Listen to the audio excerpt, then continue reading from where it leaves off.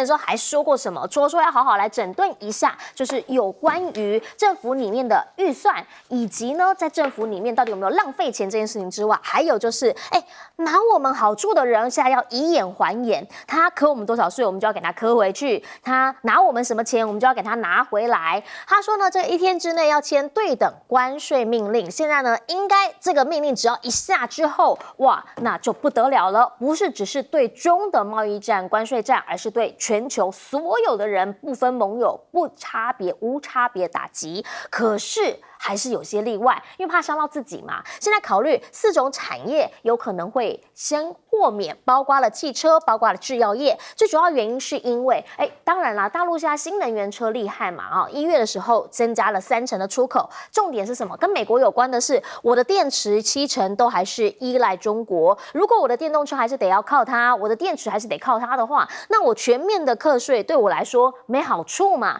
另一个是什么？制药。原因是因为现在呢，就连美国的媒体都发现了，有很多美商制药公司，他买的这个权利是哪里？是来自于中国啊。说2024年大型制药公司的授权交易33%，1/3来自于中国。2年前这个数字是12%。换句话说，生技产业中方也已经做起来了。你真的要跟他一刀两断，甚至要跟他要钱的时候，会不会反而伤到自己人？但是真的要跟他对尬的是谁？是欧盟。欧盟现在讲了，你要跟我们收50，是不是？那我们就跟你收50，关税还已经批准了，就是要反击川普，保护自己的工人跟消费者。同时，你要瞄准我们的钢跟铝，那我就打你的什么波本威士忌。哇，这个威士忌酒商一定又开始掉眼泪了，因为4年前川普的时候也是拿他们开刀啊，哈。另外还有什么花生酱啊、牛仔裤啊、摩托车，美国出口的商品，通通可能会变成了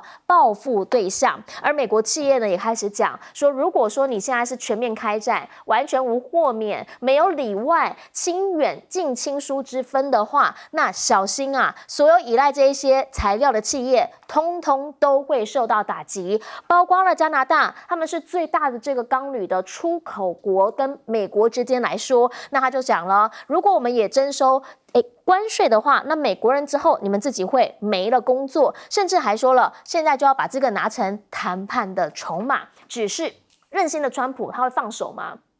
看起来不太会，因为他连一个名称他都很较真。譬如说墨西哥湾现在要改成美国湾，一开始很多人都觉得开玩笑吧，没有人家真干。你来看看微软、苹果、Google 通通都已经改成美国湾了，结果呢就发现了，美联社不改，他说我还是要用墨西哥湾，白宫就不让他去采访了。那大家就讲啦，这个跟言论自由已经有关系了吧？现在呢，如果说你真的一定要把它改成美国湾的话 ，BBC 跟你较真说，其实啊，西班牙人最开始的时候称它为中国海，因为通往中国从这边走叫中国海嘛。那如果你要溯源，你为什么不讲那个是中国海，要讲这个是美国湾呢？从这一些大家就看到了，川普到底喜欢什么？他当然不喜欢中国海嘛，但是川普喜欢的，他就要硬干，就要蛮干，这到底合不合理？其实呢，他会拿这边开刀，拿这个所谓的巴拿马运河开刀，当然就是着重于拉美。而现在大家讲他下一个目标就是秘鲁的前海港，最主要原因就是因为跟中方角力嘛。现在这边中方习近平不是才康康的讲说他要去这边，要帮忙这个开始运作，然后呢要有一带一路的倡议，然后之后呢要来这边拉美跟中方亚洲这边整个连成一线，缩短运程航程。这一些川普都知道，川普他心中的算盘开始打起来，哪里可以拿到一点好处？请教一下亮哥，您怎么样来看？现在呢，川普说要以眼还眼，所以1天之内他一定会签对等关税命令。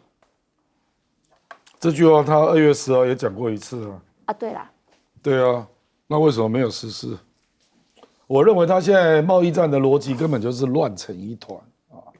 他的幕僚是问题很严重啊。我举例啊，汽车豁免，那请问你跟墨西哥在打什么关税战？墨西哥出口到美国前3样都是汽车，那你到底在打什么呢？那加拿大第2项就汽车，这个你事先都不知道，所以不知道你在干什么啊？你对墨西哥是征25%，现在突然之间要豁免汽车，你是在想比亚迪吗？我不相信，我不相信了，我不知道是什么原因哦。可能是美国的汽车工会跑去跟他讲。我后来去查，墨西哥出口到美国排名第一叫通用汽车，打到质疑啦。排名第4叫史特兰提斯，排名第5叫做福特。所以前5名3个他们的。是啊，他现在突然发现打到自己啦，哎呦，你怎么会事先不知道呢？所以我就觉得他的幕僚真的是问题很大啦。那为什么制药业要豁免？是不是担心中国不卖你抗生素啊？因为中国大陆确实也把一些东西列为未来可能反制的手段啊。中国大陆的抗生素在美国市场70%，你是不是也怕印度不卖你血清啊？就是都是印度制造的啊。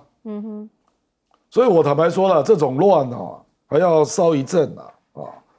对川普的措施不要急1个月是看不清楚的了变来变去了。可是你这样就捣乱了世界的逻辑嘛，所以就会导致你的盟友都把你当作不确定的对象。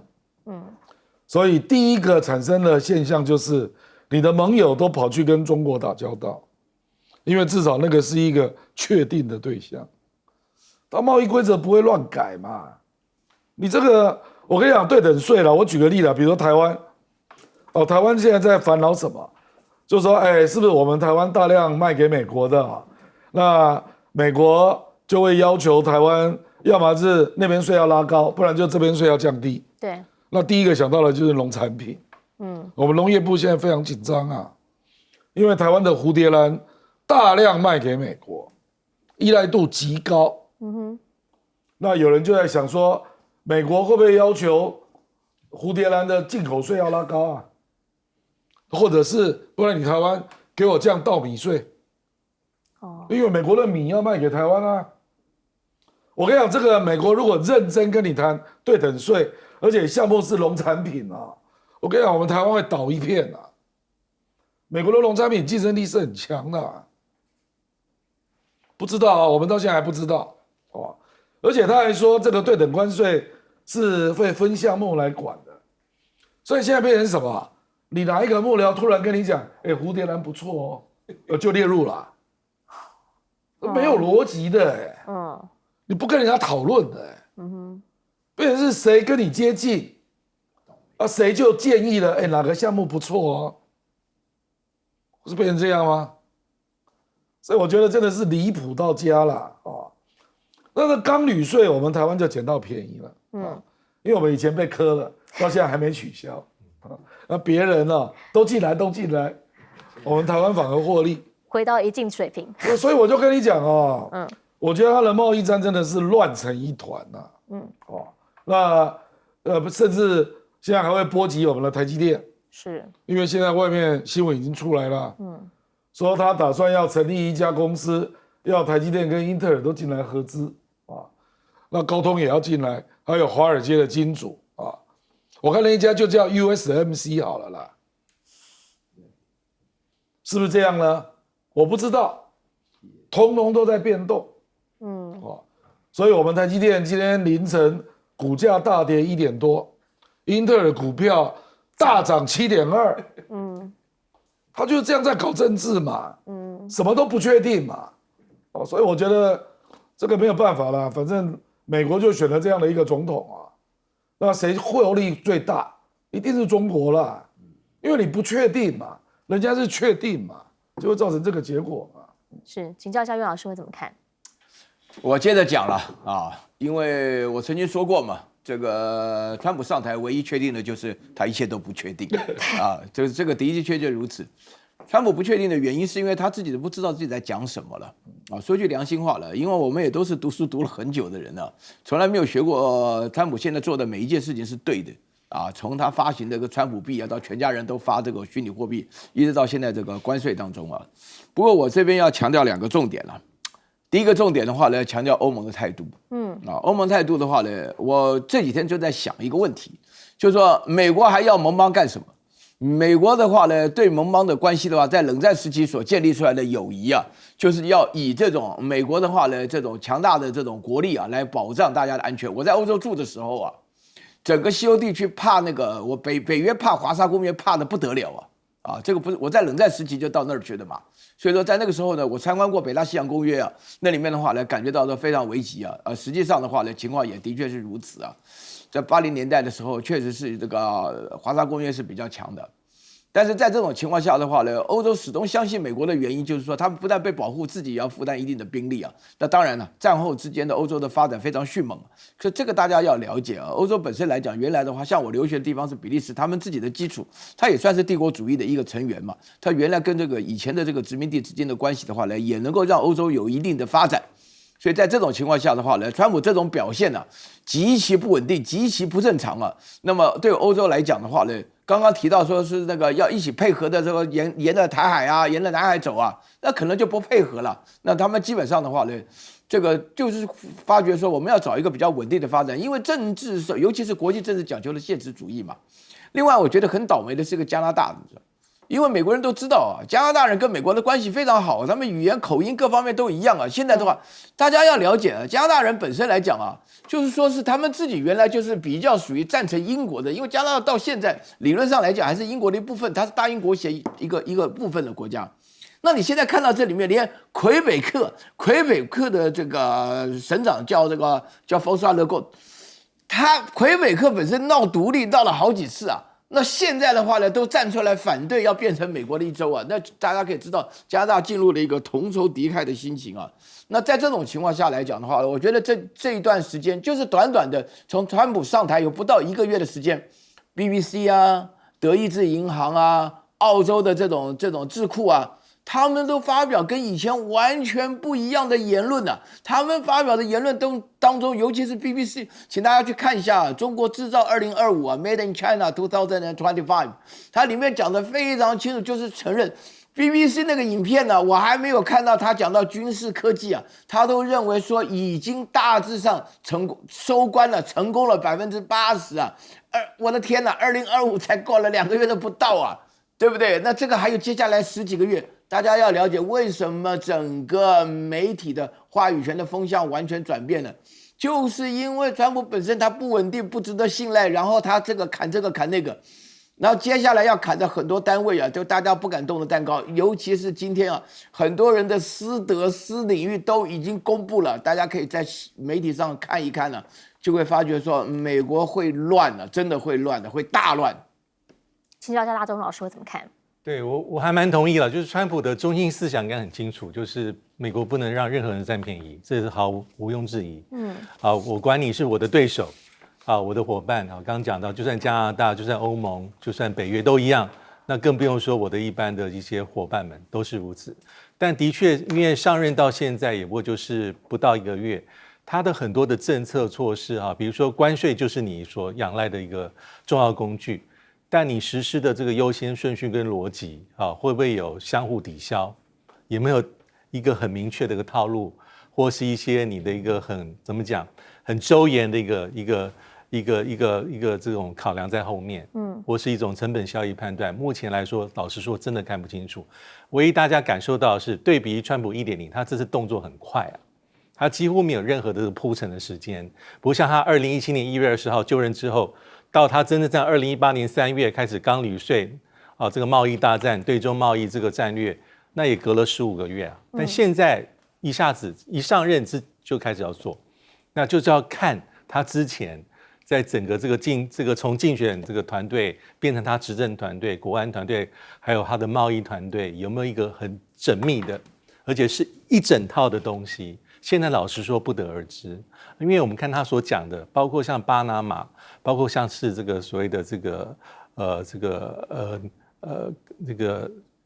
什么，格陵兰，但真的也有可能哦，就是他的某一个亲信跟幕僚特别跟他讲这一点。他在某个时间点认为重要之后，我把它形塑成政策，那下面开始去做，这也是有可能。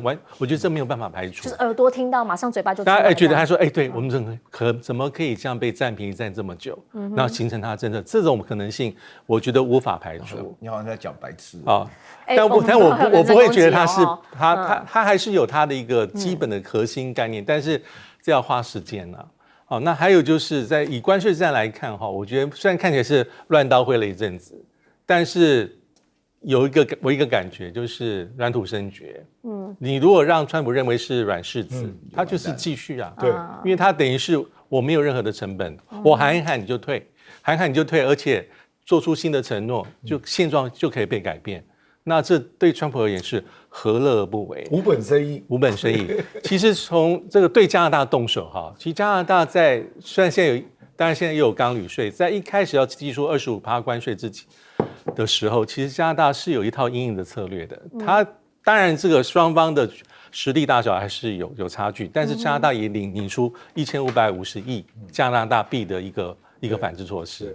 川普1.0的时候有这样对过，对，当时的欧盟跟现在所讲的这几个反制的常见商品几乎一模一样，是，好，所以大家并不是没有准备，所以这个也给我们做很多的一个借鉴跟参考。就是对于那个 "You are fire" 这个弱肉强食，然后丛林法则，谁能够活下来，这个可能就是川普他自己心里面他会有个定夺。但是呢，现在看到这个，川普可能会想说，那我们的好莱坞要加油啊，什么意思？本来以为呢，只有好莱坞的动画有办法做到这样，哪吒2现在说呢，已经打破了脑筋急转弯2，变成了全球首部进入全球票房榜的前20的亚洲电影。昨天看来25，现在说呢是前20。原因是因为上映16天，它的票房累计已经超过了97亿元。那今天呢说有望来突破100亿人民币大关。现在到澳洲这边呢，其实说也看得到哪吒2。雪梨首映，据说反应是蛮好的。好，你现在所画面看到的就是呢，当时在雪梨这边的，还有人看有没有自己打扮成哪吒2到现场来？那希望呢也能够一起来观赏这样子的一个动画片。那当地的演员呢是给他打了一个满分，好，甚至当地的主持人还讲说，真的是觉得太棒了，他要疯狂的刷片。至于呢，在海外的这个中国观众是什么？是说看到哭啊哈，甚至还有留学生组团，因为呢这个西欧没有，他跑到了希腊这一边来看。而现在哪吒2在对岸，因为他是从过年期间开始上院线片嘛，这一回也登上了元宵晚会舞台，来看看当时画面。炸藕盒，煎炒烹的没说完呢。哪吒，走！不是，你什么意思？怎么哪吒打人呢？我跟你讲，他不打你，他打谁呀？他就是莲藕做的呀，而且旁边做了一个兄弟熬饼，你还在这熬汤。他不打你，他给我打成藕粉，把他打成藕粉。哎，散了，消旗啊！这俩太可爱了。好，这一些呢，其实就是表示对岸确实这个熊昂的狗是一啦，而且呢，它还生产了盲盒周边商品呢，不是只有盲盒而已，还包括卖爆米花的那些玩具啊、公仔啊、那些爆米花桶啊等等等。每天呢说预估公仔可以生产40万个，盲盒呢价格有暴涨了500%，就是5倍多，一套买下来呢说要552块钱人民币，甚至呢还必须要延迟到货。这一些基本上就是它带动了一些内需，还有周边的产品。美国媒体看到这一波就讲了，他们认为里面的技术表示中国可能不再需要好莱坞，而另一个部分来看，则是说呢，现在它斩获了12亿美元，甚至呢要将近100亿人民币大关的票房之外，其实也是美中之间的一个对尬啦。在科技战跟贸易战，现在呢在影视产业，从去年的黑悟空到现在的哪吒2，大家开始会认为文化输出现在有一点势力消长。而另一个部分呢，则是在 DeepSeek 过年期间一传出之后，大家就在讲它会即将升级，或者是呢，它有没有机会跟苹果 AI 来合作？后来发现，不是便宜或怎么的问题啦，反正苹果现在选的是阿里牵手成功啦，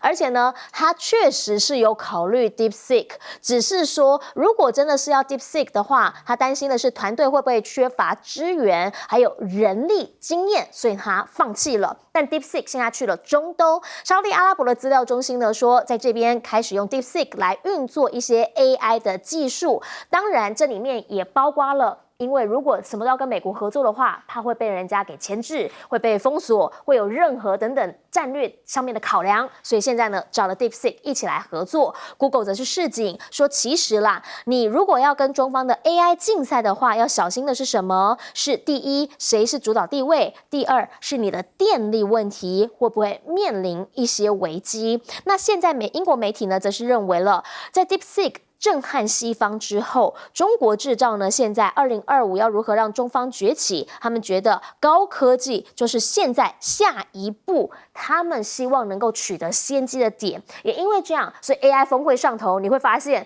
大家都签了，美国代表就是不签。好，我们想请教一下亮哥，您怎么样来看？先从哪吒2开始，确实以前没有想到中国动画有办法做到全球票房前20。他最后可能会进入前5啊，搞不好前3。因为已经有人估计可能会超过120亿，这个就一直改啦。本来认为是72，那它持续来在院线上，一直往上拉，对对对，各地区开始院线，而且海外的票房，坦白讲都是在独立院线，因为比较大的戏院都被借走了，都被租走了啦，因为大家也没有想到会这么红啊，所以海外的票房会被严重，就是因为他早先没有把那个院线的大的租下来嘛。你看那个戏院都只有200人，我讲的是美国啦啊，那所以可是这个就是一个启动啊，那我也不能够承认我有看过啦，因为承认的岂不是非法啊？我看过非常多的片段。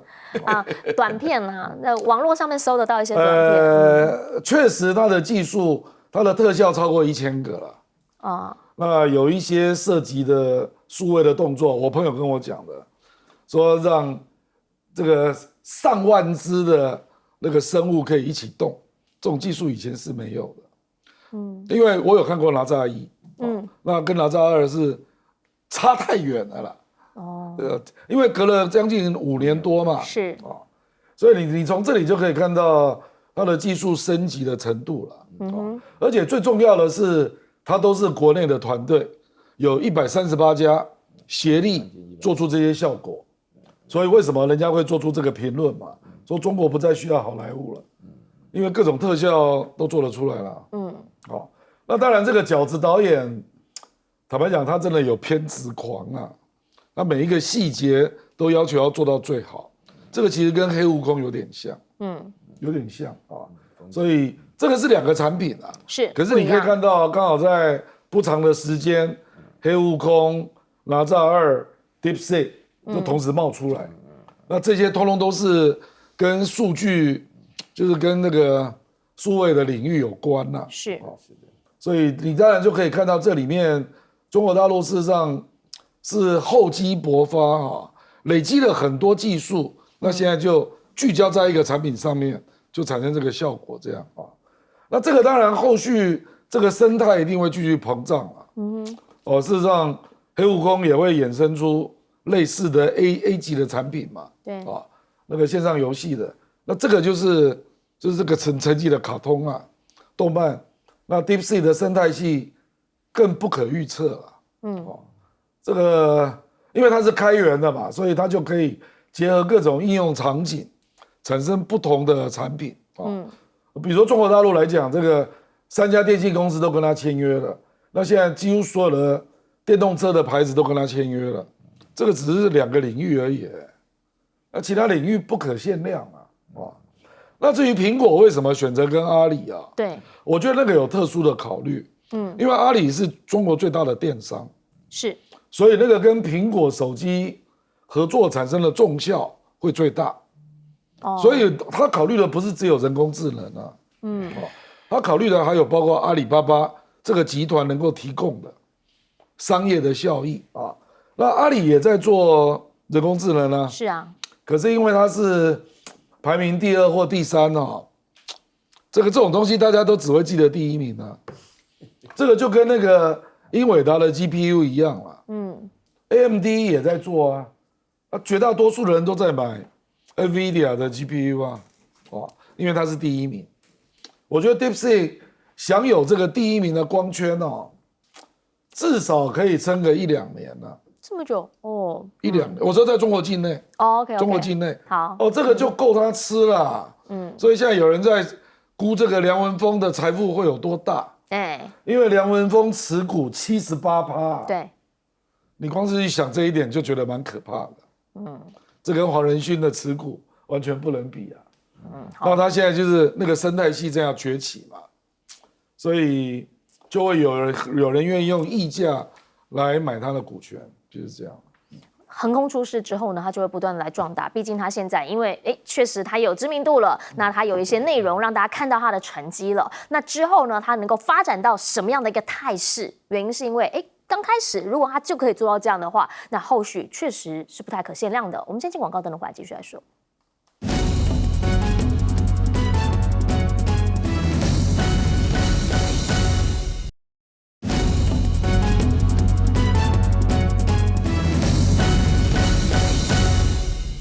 好，我们刚刚讲到了从哪吒2，然后到 DeepSeek， 其实这个过年发生了很多事情，请教岳老师怎么看？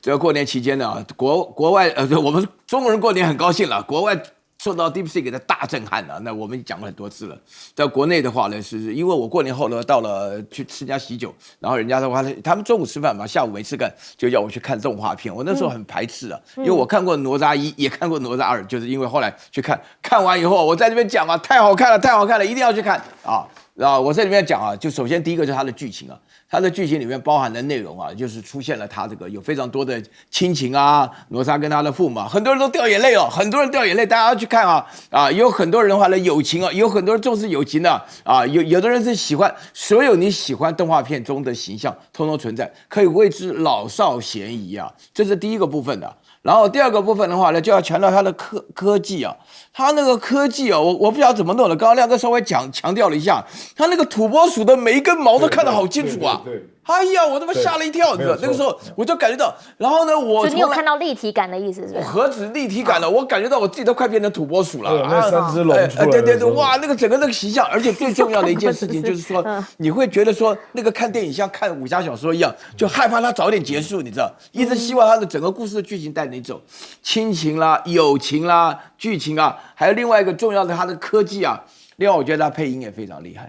配音非常厉害，我跟你讲哈，那个里面就是昨天嘛，就是海外版上市了，听了英文版了，那个急急如律令啊，它叫 quick biu biu biu， 好，非常非常有创意啊，它那个配音非常好。我这个对，我不好意思多讲，因为什么呢？要让大家不要剧透，就不要剧透。不过台湾看不到。另外我要强调一个重点，叫现实啊，放在里头啊，这个就是大陆现在啊，一般来讲又好笑又好气啊，就是中美关系嘛。这里面你看到白宫啦，看到绿卡啦，看到美金的标志啦，什么啊，你会觉得说，你慢慢想起来，这个电影本身，这个动画片本身的寓意很深啊。他那个导演的饺子啊，他是四川人嘛，里面那个太乙真人，他讲的是一口叫川普啊。因为我去看的时候，都跟那些四川人在一起啊，他们就跟我解释这里面所看的这个妹妹嘎嘎里面的小地方啊，细节各方面来讲的话呢，就是表示的非常重要。我觉得整体来讲的话呢，中国的元素已经正式进入娱乐业，从这个《流浪地球》开始，然后到了黑神话悟空。然后呢，再进一步的话呢，到这个哪吒1、哪吒2、哪吒3也会出现，他们都是系列型的。但是最重要的是，整个文化的自信经过哪吒2的大卖以后，完全建立起来了。是，好，等等广告回来呢，我们要请大钟老师来帮我们总结。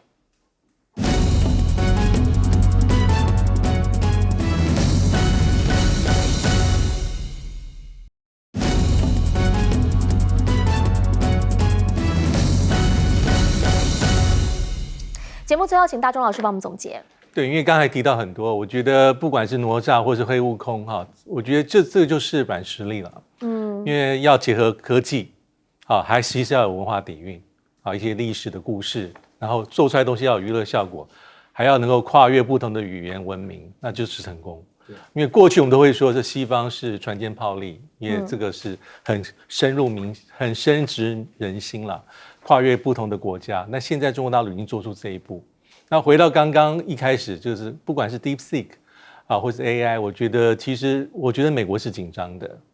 好，我们看看前几天这个在巴黎开的 AI 行动大会，副总统潘斯的讲话，其实很有趣啊。再回顾他怎么讲，他说我们要捍卫美国的利益了。啊，就是说这地方 AI 美国是一枝独秀的，他自认为是有领先地位，所以我们绝对不会被任何的一些什么规范。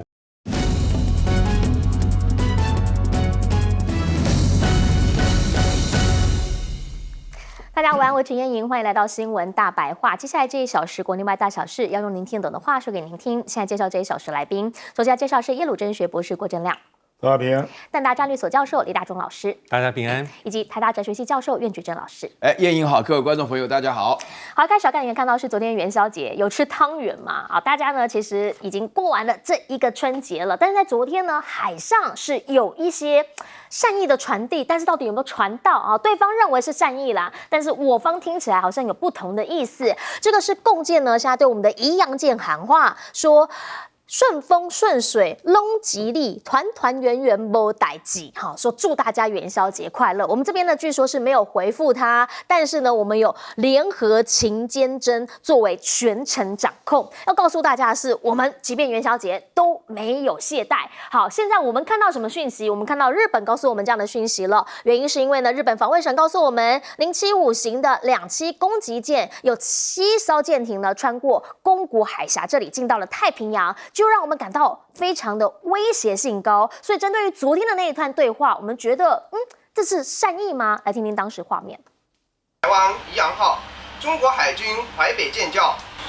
台北号，这是宜阳舰，请回答。值此佳节之际，祝你们和你们的家人元宵节快乐，团团圆圆，莫呆记。好，他还特别讲台语哈，团团圆圆莫呆记哈。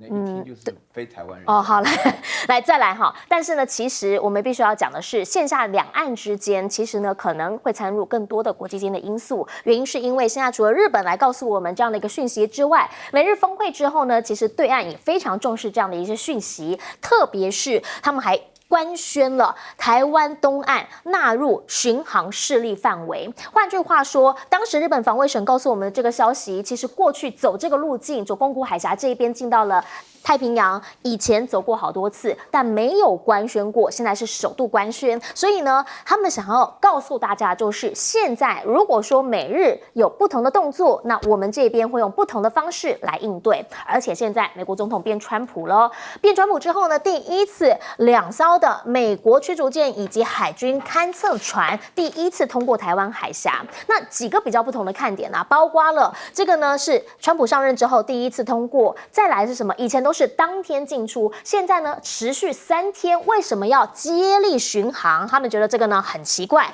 另一个部分呢，则是东部战区其实是比美军还要先公布这个消息，告诉大家说呢，我们现在呢要告诉美方传递错误讯号，你们会增加安全风险。那是不是表示现在整个事态对于中方来说，他认为是升高了呢？而对于美军来说，现在他们到底应该要做的是什么？可能必须要先内视一下自己内部的状况。原因是因为呢，最新这美国3军轮流出事，海军电战机现在说呢，在加州外海这边坠毁了。这是咆哮者电战机说在加州外海这一边，你看到这个画面，当时为什么会被清楚拍下？因为有当地的电视台他们在海边拍摄节目，结果呢，意外的拍到了这样子的一个画面，2名这个飞上的飞行员呢是有逃生成功的，可问题是不是只有海军出事啊？先前在1月28号是空军 F-35在阿拉斯加这边坠毁，1月30号呢则是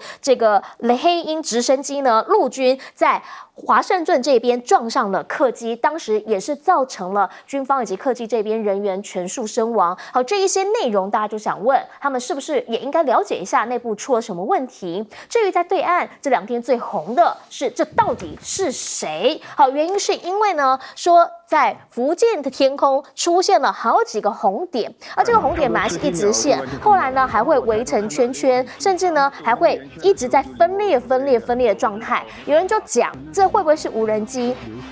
但问题是，很多的专家说这不太像无人机，那这到底是什么东西呢？有人推测是 UFO， 但也有人在讲，会不会是战机呀？最主要原因是因为在去年底之后，发现了中方有好多的6战机出来。那目前呢，在西方的智库也开始在讨论了，包括了澳洲智库就特别讲了，说呢歼36是一个大型飞机啊，而且呢凸显的是解放军在很多的项目上面进步是很神速的。对方的解放军呢，现在歼20隐形战机已经成功的部署数位北京了。以前在北京这一边是歼11B 战机，现在如果全部换成了歼20，就等于是它通通换成了5代机，那也是一种进步。原因是你看看，印度现在说它也要出5代机，可是它的时间点可能是在2040年，而现在呢是2024年，陆方就已经出了6代机，所以呢两相比较，大家就在问2040年会不会中方已经7代机都已经试飞了呢？好，这一些当然比的除了是国力战力之外，回过头其实还有一些民族的因素存在。但也要请教一下亮哥，您怎么样来看？对于我们来讲，我们跟对岸应该是同样的文化啦，大家都过元宵节。但是当他们跟我们讲元宵快乐的时候，我们告诉他不予回应。不，这可能国防部的要求啦，哦，不然你们聊天起来像话吗？对不对？这个，我觉得这个大陆不管是海巡啊，或军方啦，逐渐扩大对台湾海域的巡航，这完全可以理解啦。因为它不管吨位啦，或者各种设备，然后科技的程度都超过你啊，所以这个是早晚会出现的一个局面啊。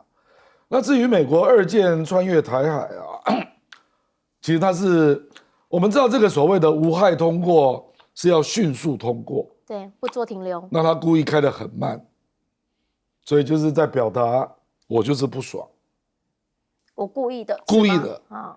因为大陆最近有穿越菲律宾附近的海域，也是开得很慢，所以我认为这个就是一个报复性的措施，是故意的。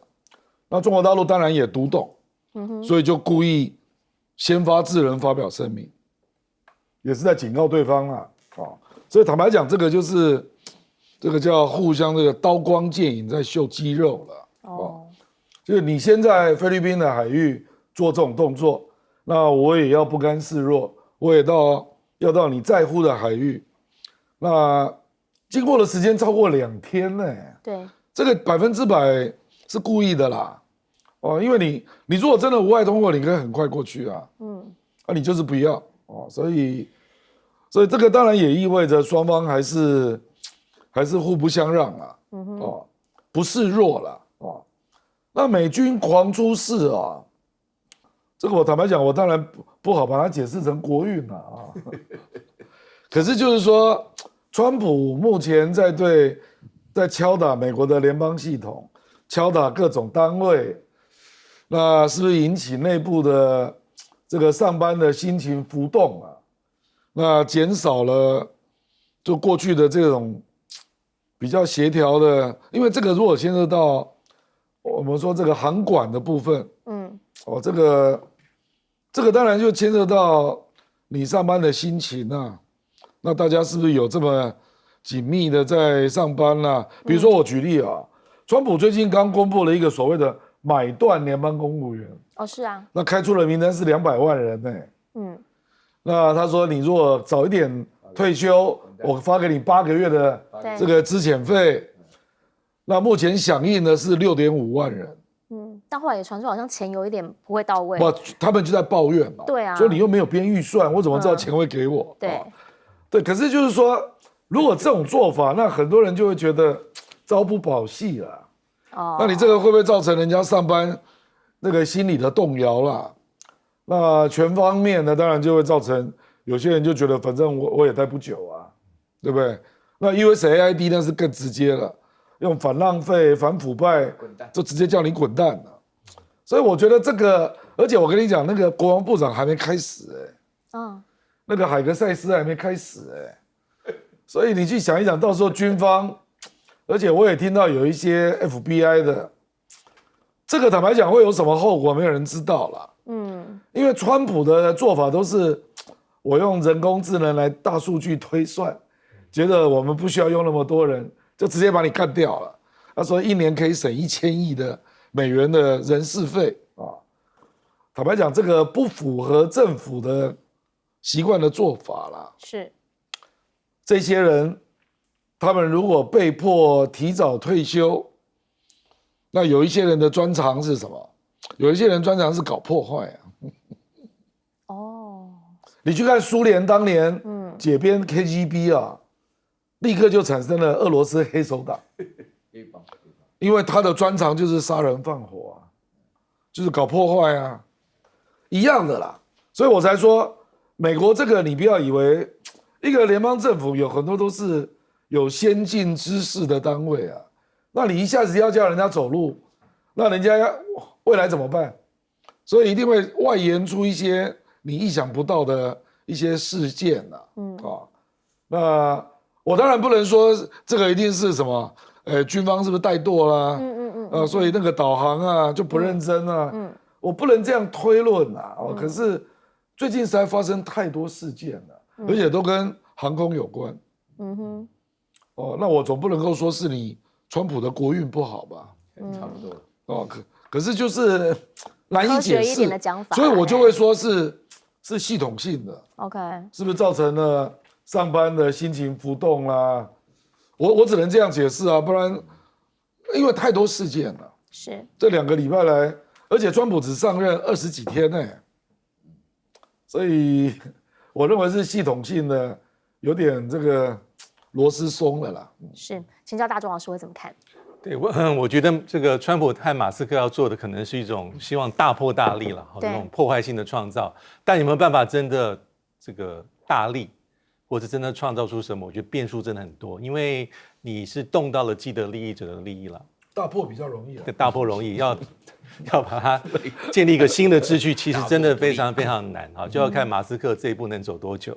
那这个美国国际开发署当然是第一个矛头，那接下来是教育部，还会点到国防部。那国防部就是比前面这2个要硬很多，因为它的规模大、机构多、预算多、牵涉利益更多，所以这个就是比较不容易去跨越。可是他为什么会忽然之间穿越台海呢？还开了快3天。对，这个是比较特别，当然是因为而且我预期这样的状况不会停止，因为这个台海自由穿越台海的状况其实早就有之，但是从哪时候开始比较敲锣打鼓？严格来说，应该是奥巴马任内的第2任期，当时也包括南海自由航行，包括台海。那以次数来说我先讲个次数，让大家比较一下，看有没有很明显差别。我认为是有限的。奥巴马第1任期6次、4次、9次、10次，4年。第2任期11次、5次、11次、12次，第2任期大概比第1任期多一些些。那川普很特别，川普是2017年上任，17、18年台海自由航行是5次跟3次，低的。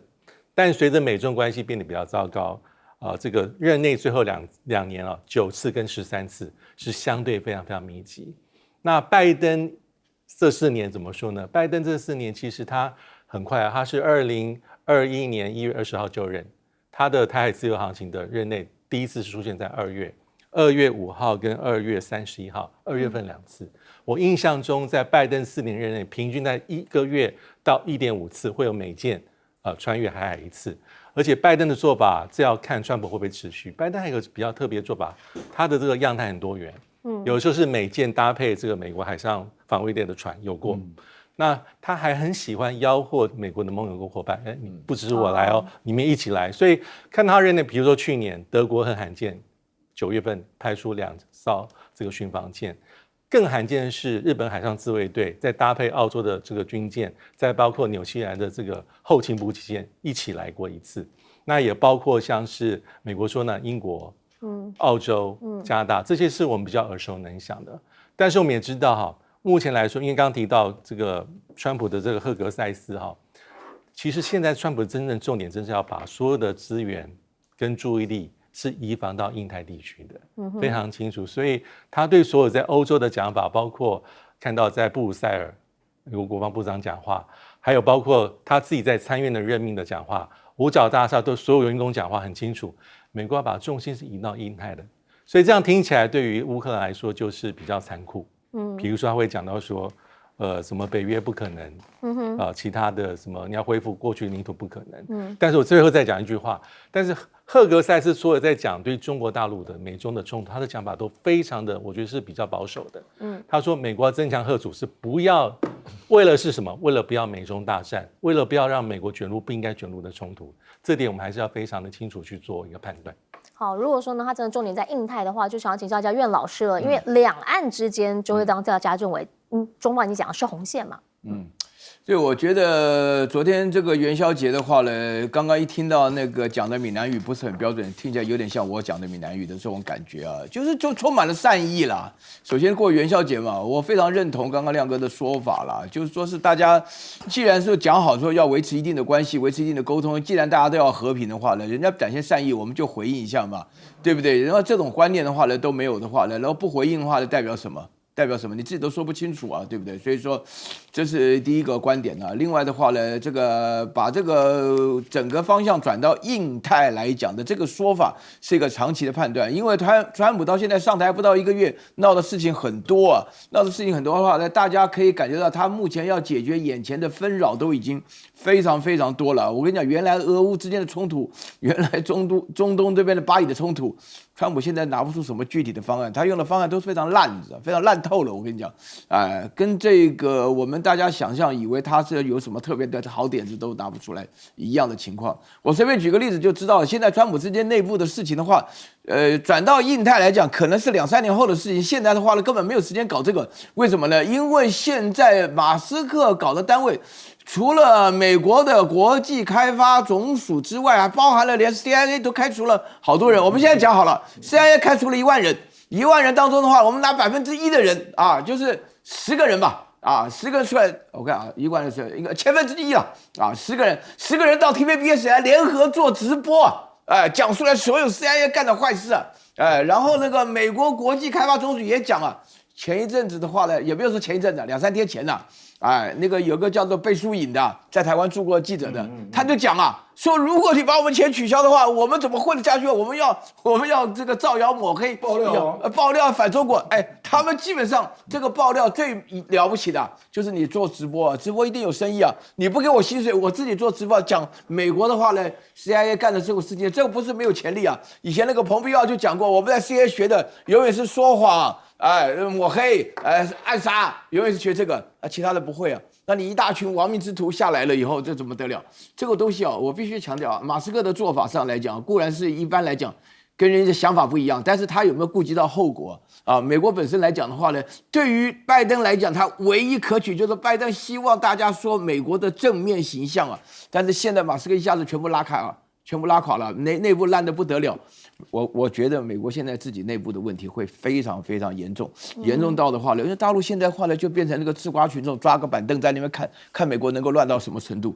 你在这种一上一下，不要说是这个，不要说东升西降了，就是美国自己现在这种搞法的话呢，让我想起这个以前看周敦颐讲的《爱莲记》就譬如劳爱则以生灵就你药太猛了你得了痨病，得了太猛药的话，这个美国一下猛药的话呢，我看这个轻则拉肚子，重则卧病不起好，必须要理解的是什么？是川普他现在呢一再的告诉大家，他只是在做对的事情。好，原因是这件事情确实他在竞选的时候都有讲过。